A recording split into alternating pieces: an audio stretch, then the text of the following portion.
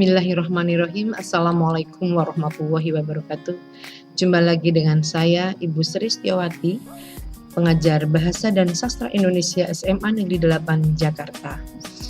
Anak-anakku tercinta, dalam kesempatan ini kita akan belajar tentang kalimat efektif.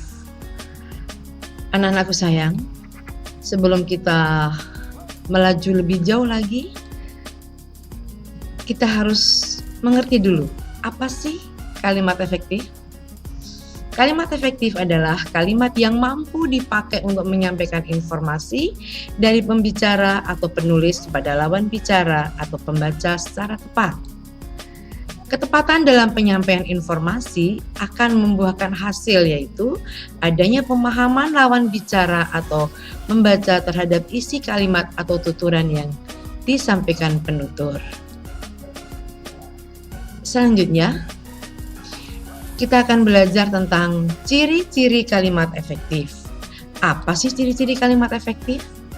Ada beberapa hal, diantaranya adalah keutuhan, kesejajaran, ketegasan, kehematan, dan kelogisan. Baik anak-anakku tercinta, marilah kita pelajari satu demi satu ciri-ciri kalimat efektif. Pertama adalah keutuhan.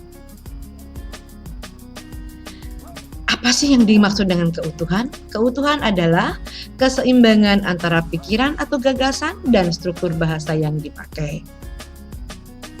Ciri-cirinya mempunyai kejelasan subjek dan predikat, tidak terdapat subjek yang ganda, kalimat penghubung intrakalimat tidak dipakai pada kalimat tunggal, predikat kalimat tidak didahului oleh kata ya.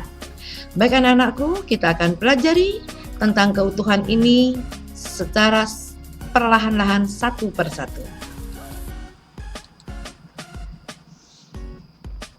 Pertama, kalimat itu mempunyai kejelasan subjek dan predikat. Maksudnya apa sih?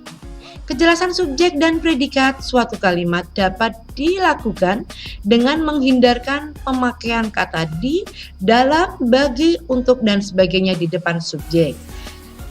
Nah, mengapa harus demikian? Karena kita harus tahu bahwa ciri kalimat efektif itu mempunyai dua ciri besar. Pertama, informatif. Kedua, harus mempunyai struktur baku. Dengan munculnya preposisi di depan subjek, maka akan mengaburkan fungsi subjek itu sendiri. Oke anak-anak, kita lihat contoh. Bagi semua mahasiswa perguruan tinggi ini harus membayar uang kuliah. Mengapa ini salah? Karena ada kata preposisi di depan subjek, yaitu kata bagi. Bagi semua mahasiswa perguruan tinggi ini, dengan munculnya kata bagi di sini, maka mengakibatkan frase ini menjadi sebuah keterangan karena ada kata bagi. Nah, makanya dalam kalimat efektif tidak boleh muncul kata preposisi yang akan mengaburkan fungsi subjek, karena kita tahu bahwa salah satu syarat kalimat efektif adalah struktur harus baku. Ketika kita berbicara tentang struktur, kalian harus tahu apa ya struktur, apa ya bagian struktur. Bagian struktur ada subjek, predikat, objek, keterangan, dan sebagainya. Kemudian untuk menjadi sebuah kalimat efektif harus bagaimana?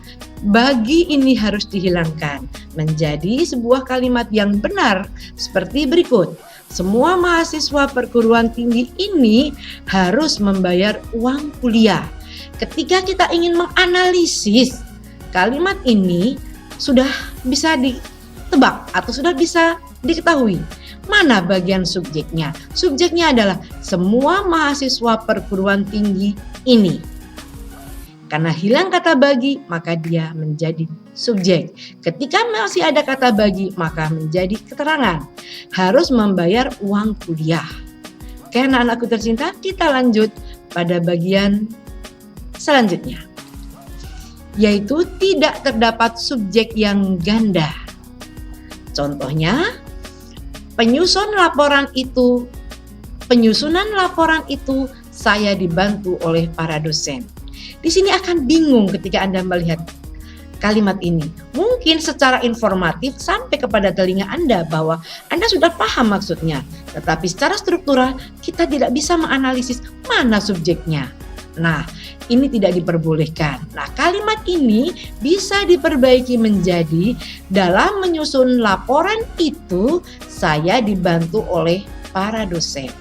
Apa bedanya dengan hal yang pertama tadi? Bu, ini kan ada kata preposisi iya, tapi preposisi di sini mengakibatkan menyusun laporan itu menjadi sebuah keterangan. Saya menjadi subjek dibantu predikat. Begitu anak-anakku tersayang, kita lanjutkan pada bagian selanjutnya, yaitu menempatkan kata penghubung intrakalimat tunggal pada awal kalimat. Contohnya, kami datang agak terlambat sehingga kami tidak dapat mengikuti acara pertama.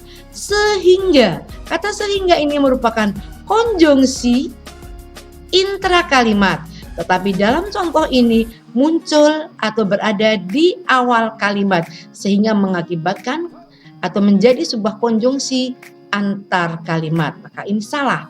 Perbaikannya adalah kami datang agak terlambat sehingga kami tidak dapat mengikuti acara pertama. Ini merupakan sebuah kalimat majemuk bertingkat dengan keterangan akibat. Atau bisa jadi kita membuat kalimat ini dengan memunculkan konjungsi antar kalimat, yaitu dengan mengubahnya menjadi kami datang terlambat. Oleh karena itu, kami tidak dapat mengikuti acara itu. Paham ya anak-anak? Selanjutnya kita lihat lagi, yaitu tentang predikat kalimat tidak didahului oleh kata yang. Contoh, bahasa Indonesia yang berasal dari bahasa Melayu.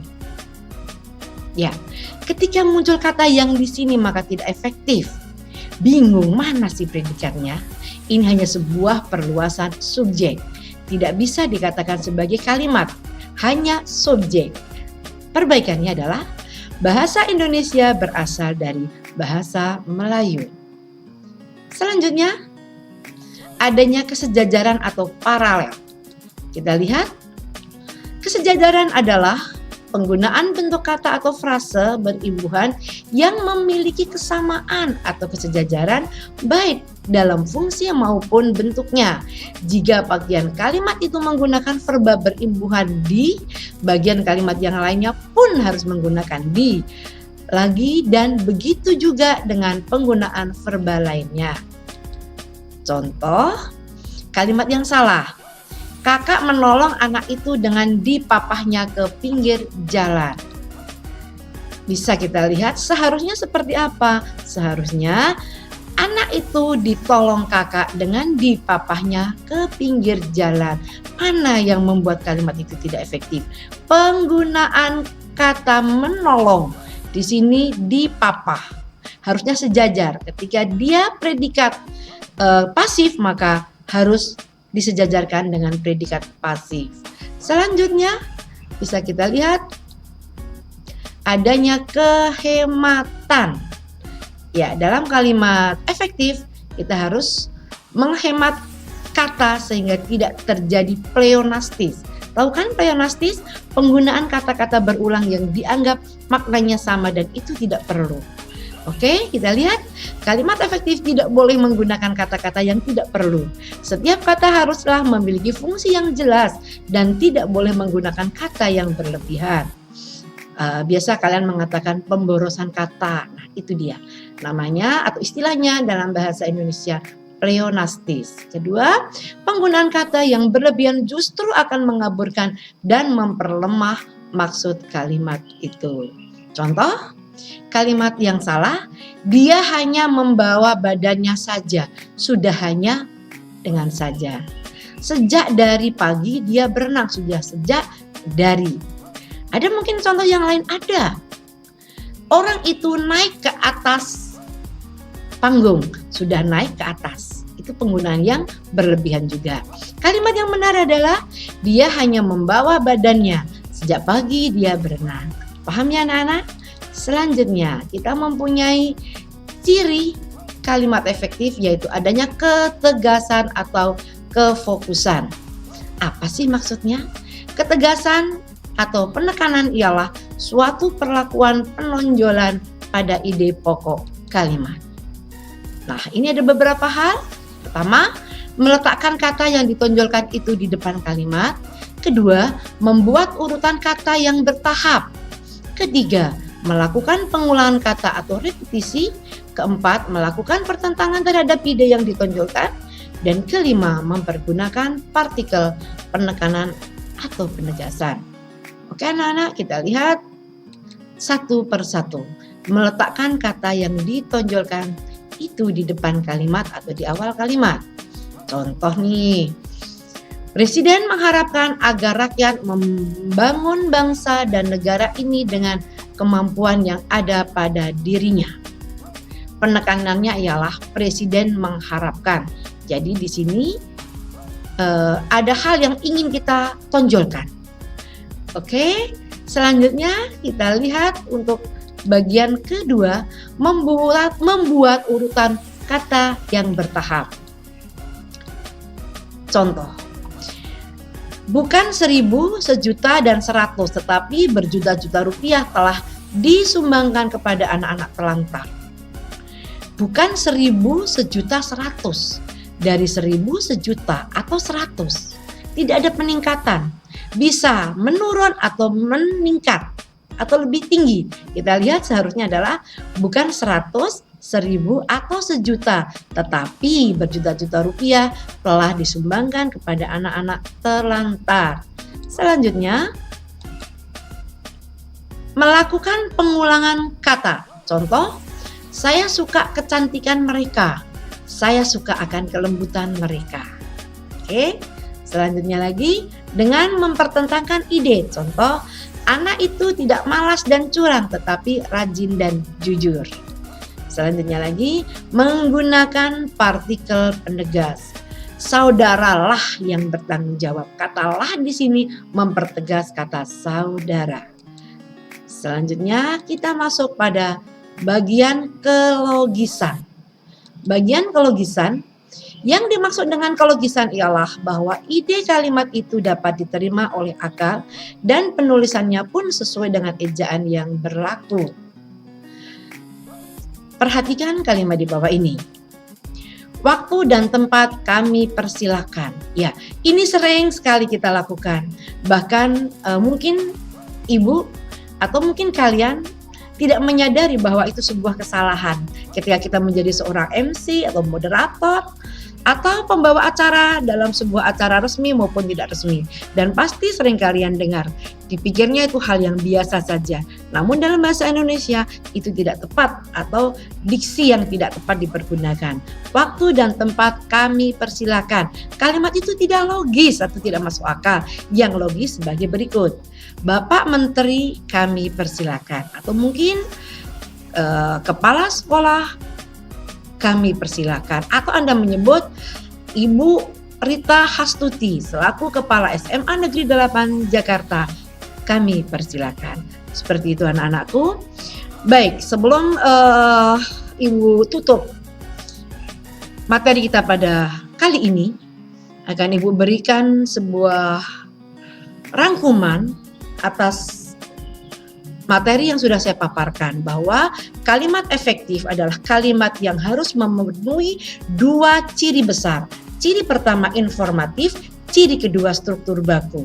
Informatif artinya kalimat itu dapat sampai kepada pembaca atau pendengar sesuai dengan apa yang diharapkan oleh si pembicara atau si penulis. Kadang sebuah kalimat informatif kepada pendengar sampai kepada Anda, tapi secara struktural salah. Contoh seperti ini. Saya suka sakit ketika terkena air hujan. Secara informatif Anda paham, tapi pemilihan katanya tidak tepat. Suka sakit. Anda suka sinonimnya apa coba? Nah, kemudian kalimat yang biasa terdengar ketika Anda mendengarkan sebuah pengumuman kepada para siswa yang terlambat diharapkan menuju ruang BK. secara informatif sampai kepada Anda. Tapi ingat, preposisi yang ada pada kalimat tersebut mengaburkan fungsi subjek karena muncul keterangan predikat. Nah, seharusnya sebuah kalimat yang efektif harus ada subjek dan predikat minimal. Terima kasih anak-anakku, semoga materi kita pada kesempatan ini dapat menambah wawasan Anda dan dapat mempermudah Anda dalam mengerjakan soal-soal pada materi yang telah kami berikan atau pada tugas yang telah kami berikan. Namun sebelumnya anak-anak, sebelum Ibu tutup pertemuan kita, ada seperti biasa kata motivasi yang akan Ibu sampaikan dalam kesempatan ini. Silakan kalian dengarkan dan Ibu berharap dengan kalimat-kalimat motivasi ini dapat menginspirasi Anda untuk menjadi insan yang lebih baik. Anak-anakku, jalani hidup ini dengan penuh kegembiraan. Jangan memperbandingkan hidup kita dengan orang lain, sebab hidup adalah perjalanan, bukan pertandingan. Paham maksudnya? Hidup adalah perjalanan, bukan pertandingan. Selamat pagi, hidup dengan bahagia dan tetaplah menjadi baik sampai akhir. Terima kasih, sampai jumpa pada materi yang akan datang. Wassalamualaikum warahmatullahi wabarakatuh.